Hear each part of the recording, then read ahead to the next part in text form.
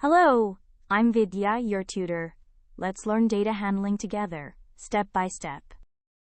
Data is a collection of facts and numbers. We'll organize it with tallies and show it with pictographs and bar graphs. Tally marks count quickly, 1 stroke per item, and the 5th stroke crosses the previous 4, so you count easily in fives. A pictograph uses a symbol with a key to stand for a number. A bar graph shows values as bar heights. Both make comparison easy. If one picture stands for 4 fruits and Ria's row has 3 pictures, that's 3 times 4, 12 fruits. To recap, tally in fives, a pictograph needs a key, and a bar graph shows values by height. That completes Class 4 Maths. Well done? Great work! Keep learning with Vidya and visit CBSETest.com for free lessons, worked examples, and practice tests.